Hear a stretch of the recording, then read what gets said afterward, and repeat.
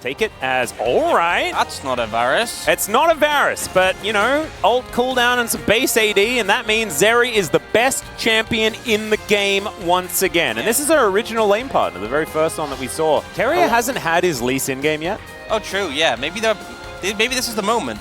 Ooh. It's the Hui coming out. So this could be going to Faker. Of course, it has been very popular. I feel like every pick, but it's like, well, this could be Keria. Yeah. It probably, you know, we don't know. It probably not, but it could be. We're not going to say. So Dindin, of course, very happy to be on his Jax. We'll be locking that one in, but not exactly the easiest matchup, especially into Zeus' Gnar. Of course, the champion that he debuted on.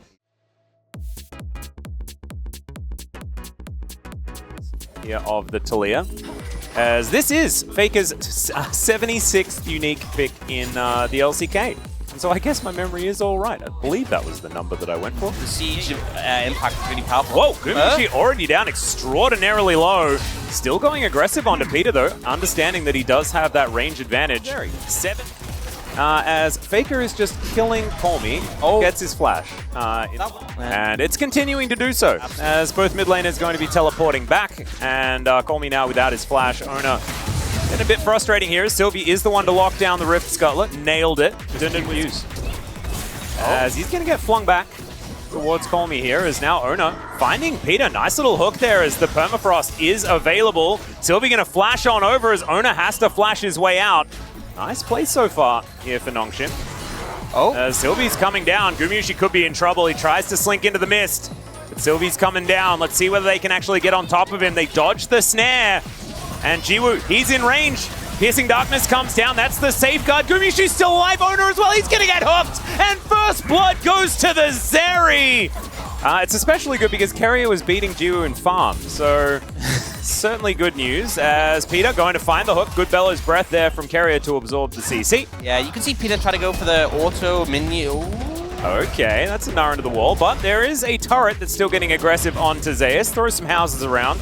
If they can find Gumiushi here, he could just be dead. Hex Flash is going to come forward. Peter just looking to try and start this one off with an auto attack as Guma going to get lit on fire, and Jiwoo just dashing around. That's the kill, and 2 of them onto this bottom lane, and now Colmy's going to turn up, but Bjorn's able to get a kill back onto Peter. And we're going to see in live, Sylvie's dead.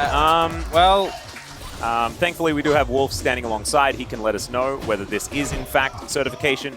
As Owner is going to turn up, Dindin could be in trouble here. He is going to manage to flash, but it's not really going to work out. As a Hyper Proc going to be enough to do it there. Zeus, he had Mega Gnar prepared as well. Dindin tried what he could to create as much space as possible, but caught back and speeds himself up. Flash ult. Cool guys, don't look at explosions. As Weaver's Wall comes in. All right, here's Peter, here's Jiwoo, and they decide they want to get some money from Faker. Peter might die, and he will. So that's what I felt. Best way to watch it. Watching the final, it was that was a fever dream. As they tried to chain CC him, but he managed to press 2 buttons before he died, and therefore secured by T1, definitely make it easier to take it down, but There is a 40 CS lead in the top lane. That is pretty ridiculous. The seismic shove going to pull back Ona. Not going to be able to safeguard around here as there are rocks everywhere. Although I did like his around the world that he went for. As all right, Ona going to get the mini stun into the wall here onto Colmy, who flashes immediately. Oh. Good seismic shove, and Ona is just taken down.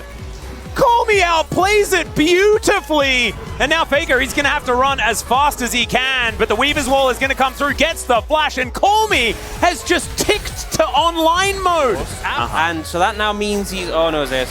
All right, there's a hook onto Carrier, but Carrier doesn't seem too bothered by it. As Peter avoids some of Faker's damage, but T1 will gain some control of the river here as there's the Weaver's Wall. Peter misses the hook, but it's still so much damage as everyone is just running over the rocks. But this fight is so broken up. The Na able to grab one kill. Good fear from Faker as well as he tries to keep himself alive, but the flash from Dundun is going to be there. But it's Ona that's taking matters into his own hands. Jiwoo gonna get Q'd to the face, and it's a triple kill for this man's Lee Sin, and Zeus is looking to hunt down his lane nemesis. That's not really what you want to see. 50 CS in the lead, and now 2-0-2. As Faker's just going to get thrown around like a ragdoll. Not very fair. Grasp will be able to do that. As we're fighting again. All right, Carrier going to get permafrosted. Immediately does cleanse that one off. And now we're driving the Herald. And Peter puts it straight into the turret. Nicely done, gets a little bit of value. Oh goodness, that is not the dredge line that he was looking for. Still, the rest of his team is going to be there. Really good interrupt, so he doesn't get resonating struck. And Zeus now looking to try and move his way in here. Dawning Shadow locks down Dundun. And now Zeus, he's got the Mega Na up and available. Won't even need it to help lock down the kill onto Sylvie. Oh. Well, Colmy is going to find a Na, who's just going to wander around, hops the wall, gets a flash. Well, the Q is going to connect there onto Sylvie. And Ona follows him a very long way. Arctic Assault going to get him over. Yeah, go in. I reckon it's a good idea. Gets the ward over the wall. We'll know exactly what's going on. Over the base. Okay, Dundun has found a lot of friends that aren't very friendly. Oh, Colby! What a heroic play! Oh, no. Cue the Celine Dion.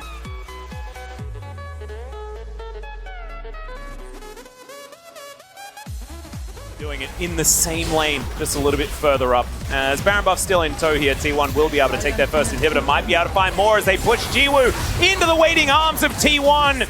And that's Ona that locks him down once again. Both deaths at the hands of Lee Sin, but that one was pretty hand-delivered there by Zeus. And I don't think T1 are stopping. I think they're looking to try and finish this one off as once again Peter's going to find an unfortunate hook, but Ona is going to get into that backline. Great knock-up from Carrier as well as Dundun trying to get on top of Gumayushi. And there is the permafrost to try and help this one out.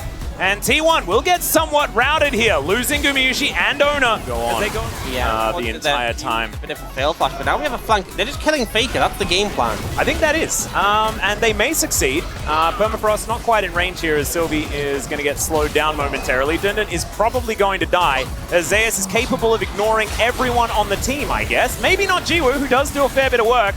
And he's going to get flung around like a bit of a ragdoll, and there we go. So they lock. I don't blame him. He needs all the help. That is a true sign that lane has gone. All right. This could also be a little bit of a worry. Is Gumayushi going to get pulled back right into the open arms of Peter's anchor? You know, if they get... Oh, Ona's on a ward here as well.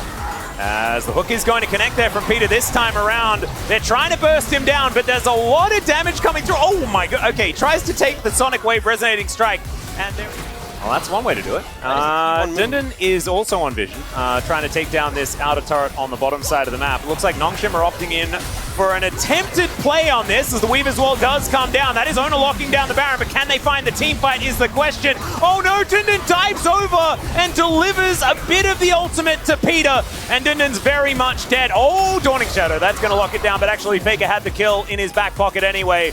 Zeus going to be held at bay for the minute, but they got themselves the Baron. They also got themselves a kill. I think there was a chance to at least open up the possibility for a steal, but it's still hard. It's hard to do against Lee Sin. Hard to make the decision to go into the pit when you know T1 are very patient. Setting up Baron health, and very close one there. And this is, like, the sieging power of Ahui is just... It's just really not fair. It's okay, ulti comes down onto Peter, who tries to get himself to relative safe. It's not safe. There's nothing safe about it. Wow. If you're within a screen of this way, you are dead. A screen? I think perhaps two screens? Maybe two screens. If you're on the Rift and Faker's way is here, then you're dead. Get back in the fountain if you want to live. Yeah, and even then, I don't know. I don't know whether you'll be safe. As Dunan looking to try and get Zeus out of here, but that's what he's been trying to do all game, and it hasn't really been working out.